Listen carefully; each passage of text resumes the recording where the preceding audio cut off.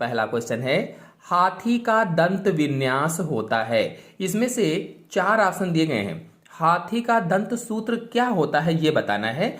TGT 2013 में question पूछा गया था। इसका आंसर होगा पहला, हाथी का दंत सूत्र 1003/0003 होता है। आपको बता दें कि इसको कैसे क्या पढ़ेंगे, पूरी जानकारी बता देते हैं। तो कुछ स्तनधारियों के दंत सूत्र दिखाते हैं और उनको डिटेल से बताते हैं। पहला है मानव। मानव में 4 प्रकार के दांत पाए जाते हैं। कृंतक यानी इंसीजर, रदनक यानी कैनाइंस, अग्रचवर्णक यानी प्रीमोलर्स, चवर्णक मोलर्स। तो देखिए इसमें सूत्र में लिखा गया है 2, यानी ऊपरी जबड़े में 4, इसमें हाफ करके लिखा गया है। तो ऊपरी जबड़े में 4 कृंतक दांत होंगे यानी इंसीजर होंगे। फिर लिखा गया है 1, तो ऊपरी जबड़े में 2 रदनक दांत होंगे ऊपरी जबड़े में, और उतने ही निचले जबड़े में भी होते हैं। 2 रदनक दांत ऊपरी जबड़े में यानी कैनाइंस होंगे। फिर लिखा है 2, तो 2 का मतलब हुआ 4, यानी ऊपरी जबड़े में 4 और निचले जबड़े में भी 4 अग्रचवर्णक या प्रीमोलर्स पाए जाते हैं। और इसी तरह से फिर लास्ट में लिखा हुआ 3/3, यानी ऊपरी जबड़े में 6 होते हैं और निचले जबड़े में 6 मोलर्स दांत होते हैं, चवर्णक या मोलर्स।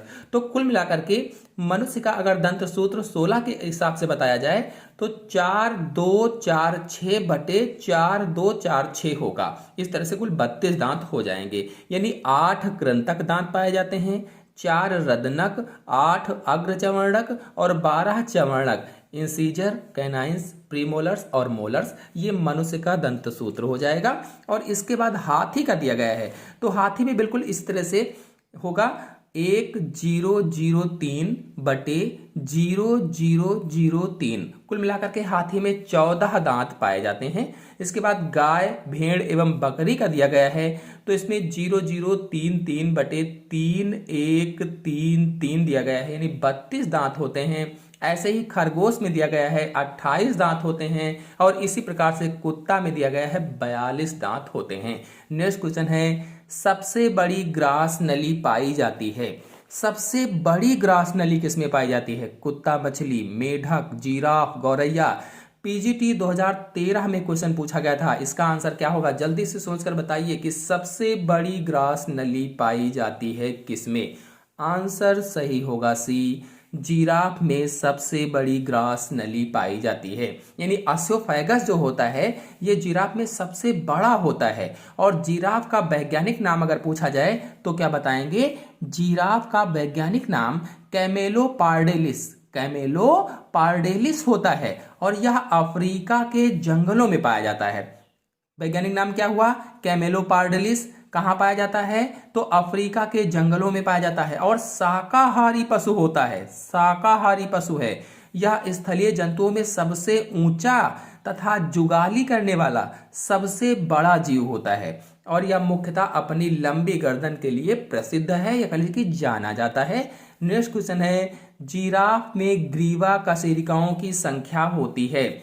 जिराफ में जो ग्रीवा कशेरुकियां होती हैं उनकी संख्या कितनी होती है? तो इसका ऑप्शन क्या सही होगा? जल्दी से सोचिए और बताइए। पीजीटी 2010 में क्वेश्चन पूछा गया था। इसका आंसर होगा बी, जिराफ में ग्रीवा कशेरुकियों की संख्या 7 होती है। और जिराफ की ग्रीवा अधिक लंबी होती है, जो इनकी ग्रीवा है वो ग्रीवा अधिक लंबी होती है, और इसकी प्रत्येक ग्रीवा कशेरुकी की लंबाई अधिक, यानी कि लगभग में 28 सेंटीमीटर लगभग मान के चलिए, होने के कारण इसकी जो ग्रीवा होती है, जो गर्दन होती है, वो अन्य जंतुओं की अपेक्षा बहुत लंबी हो जाती है। नेक्स्ट क्वेश्चन है, स्तनधारी जंतु जो अंडे देता है। इसमें से ऐसे स्तनधारी जंतु का नाम बताना है जो अंडे देता है। ये क्वेश्चन पीजीटी में 2 बार पूछा गया, 2010 में और 2013 में। तो इंपॉर्टेंट क्वेश्चन है, स्तनधारी जंतु अंडे देता है कौन? तो इसका आंसर होगा सी, डकबिल्ड प्लेटिपस। यानी स्तनधारी जंतु जो अंडा देता है डकबिल्ड प्लेटिपस होता है। आपको बता दें कि अंडा देने वाले स्तनधारी मोनोट्रिमेटा गण के होते हैं, मोनोट्रिमेटा गण में पाए जाते हैं। और उपवर्ग अगर पूछा जाए तो क्या होगा? उपवर्ग प्रोटोथीरिया होता है। गण मोनोट्रिमेटा, उपवर्ग प्रोटोथीरिया, और ये प्रायः ऑस्ट्रेलिया में पाए जाते हैं। इनमें शिशु का जन्म अंडे से होता है। जो इनमें शिशु का जन्म होता है वो अंडे से होता है और इनमें चूचक का अभाव होता है, चूचक नहीं होते हैं। इनमें दुग्ध ग्रंथियां यानी मैमरी ग्लैंड्स जो होती हैं वह स्वेद ग्रंथियों से व्युत्पन्न होती हैं, यानी स्वेद ग्रंथियों से पैदा होती है। कह लीजिए कि स्वेद ग्रंथियां ही दुग्ध ग्रंथियों में बदल जाती हैं। प्रजनन काल के दौरान मादा के उदर के पास एक विशेष प्रकार की थैली विकसित हो जाती है। जब प्रजनन काल होता है, ब्रीडिंग सीजन्स होता है, तो उस दौरान जो मादा होती है उसके उदर के पास में एक विशेष प्रकार की थैली बन जाती है जिनसे शिशु दुग्ध पान करता है। जैसे उदाहरण के रूप में कौन कौन से होते हैं, जैसे बतख चोचा प्लेटिपस है, टेकीग्लॉसस है आदि पाए जाते हैं। नेक्स्ट क्वेश्चन है, बिना चूचक के स्तन ग्रंथि पाई जाती है।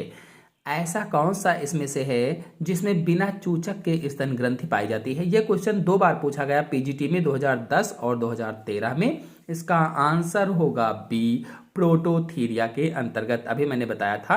नेक्स्ट क्वेश्चन है, निम्न में से कौन अंडा देने वाला स्तनी है? अंडा देने वाले स्तनी का नाम बताना है। टीजीटी 2010 में पूछा गया था क्वेश्चन। इसका आंसर होगा बी, प्लेटिपस अंडा देने वाला स्तनी होता है। फिर देखिए इसी क्वेश्चन को घुमाकर पूछा गया है कि कौन सा प्राणी अंडा देने वाला स्तनधारी है। वहां पर स्तनी कहा गया था, चाहे स्तनी कहो, चाहे स्तनधारी कहो, चाहे मैमल्स कहो, तो स्तनधारी पूछा गया है तब भी वही होगा। लेकिन इसमें है ऑप्शन कौन सा सही होगा? तो इसमें ऑप्शन सही है टेकीग्लॉसस, क्योंकि वो ऑप्शन है नहीं इसलिए इसमें टेकीग्लॉसस सही होगा। ये क्वेश्चन टीजीटी 2009 में पूछा गया था, तो इसमें ऑप्शन सही होगा डी, टेकीग्लॉसस। नेक्स्ट क्वेश्चन है, नवजात बच्चे अंधे, बहरे और बाल विहीन होते हैं। इसमें से किसके नवजात बच्चे अंधे, बहरे और बाल विहीन होते हैं? पीजीटी 2010 में क्वेश्चन पूछा गया था। इसका आंसर होगा सी, खरगोश में नवजात जो बच्चे होते हैं वो अंधे, बहरे और बाल विहीन होते हैं। आपको बताते चलें कि खरगोश प्राकृतिक रूप से शांत प्राणी होता है और यह लेपोरिडी परिवार का एक छोटा स्तनधारी है। लेपोरिडी परिवार का छोटा स्तनधारी या मैमिलिया है और यह विश्व के अनेक स्थानों में पाया जाता है। नेक्स्ट क्वेश्चन है, कशेरुकी जंतुओं में कितने जोड़ी उपांग होते हैं? जो कशेरुकी जंतु होते हैं, रीढ़ की हड्डी वाले जंतु होते हैं, उनमें कितने जोड़ी उपांग पाए जाते हैं? यह क्वेश्चन पीजीटी 2009 में पूछा गया था। इसका आंसर होगा डी, अलग अलग जातियों में अलग अलग पाए जाते हैं, सभी में एक तरीके के नहीं पाए जाते हैं या एक ही जितने नहीं पाए जाते हैं। बता दें कि कशेरुकी जंतु यानी वर्टिब्रेट्स जंतु कहा जाता है इनको, और वर्टिब्रेट्स में आदर्श रूप से 2 जोड़ी उपांग पाए जाते हैं, 2 जोड़ी अगर आदर्श रूप से देखा जाए।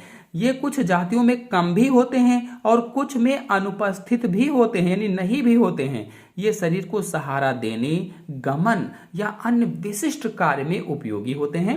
नेक्स्ट क्वेश्चन है, एमनियोटा समुदाय में सम्मिलित है। एमनियोटा समुदाय में क्या सम्मिलित है?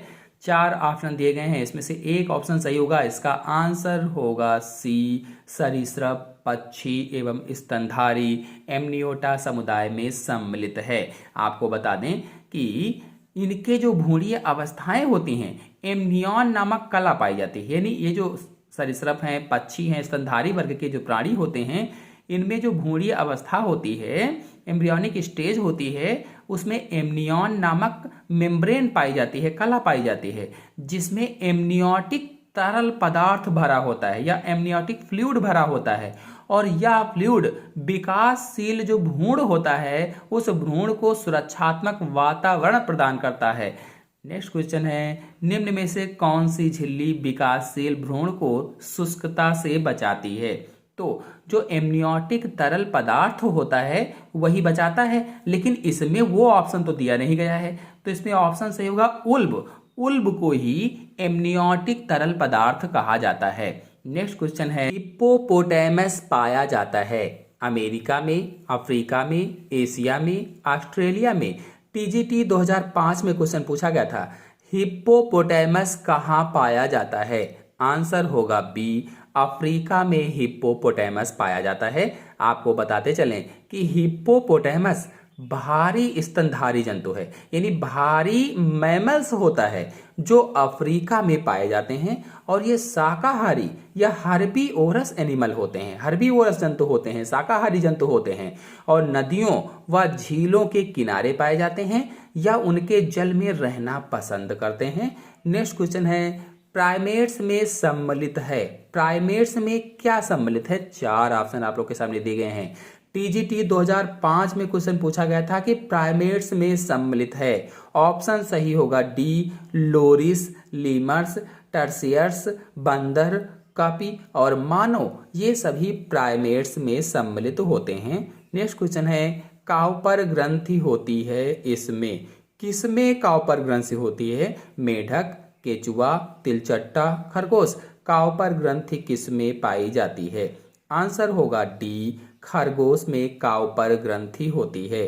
काउपर ग्रंथि या बल्बोयूरेथ्रल ग्रंथि, बल्बोयूरेथ्रल ग्रंथि भी इसे कहा जाता है और यह एक प्रकार की बाह्यस्रावी ग्रंथि होती है, बाह्यस्रावी ग्रंथि। और यह अधिकांश नर स्तनधारियों के जनन तंत्र में पाई जाती है, यानी जो मेल मैमल्स होते हैं उनके जनन तंत्र में होती है। यह मादा के बर्थोलिन ग्रंथि के समजात होती है, जैसे बर्थोलिन ग्रंथि होती है मादा में, बिल्कुल उसी जैसी होती है। नेक्स्ट क्वेश्चन है, तीसरा वेंट्रिकल किसमें पाया जाता है? टीजीटी 2004 में क्वेश्चन पूछा गया था। इसका आंसर होगा बी, खरगोश के मस्तिष्क में तीसरा वेंट्रिकल पाया जाता है। आपको बताते चलें कि तीसरा वेंट्रिकल या डायासील खरगोश के मस्तिष्क में पाया जाता है और यह डायएन्सेफलान की आंतरिक सक्रिय गुहा होती है। डायएन्सेफलान की आंतरिक सक्रिय कैविटी होती है। इसके छत को एपिथैलेमस तथा फर्श को हाइपोथैलेमस कहा जाता है।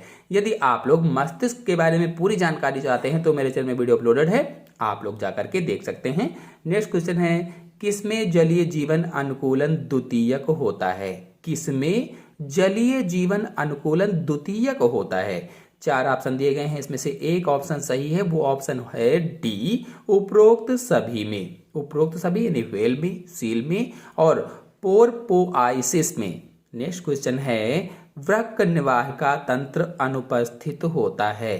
वृक्क निवाहिका तंत्र अनुपस्थित होता है किसमें? मेढक में, सशक में, छिपकली में, सरीसृप में। तो इसका आंसर होगा बी, सशक में। बता दें कि वृक्क निर्वाहिका तंत्र यानी रेनल पोर्टल सिस्टम जो होता है ये मत्स्य व उभयचर में पूर्ण रूप से विकसित होता है। सरीसृप जो होता है इसमें अल्प विकसित होता है और स्तनधारी में अनुपस्थित होता है, होता ही नहीं है। इसीलिए इसमें विकल्प कौन सा सही होगा? बी, सशक में।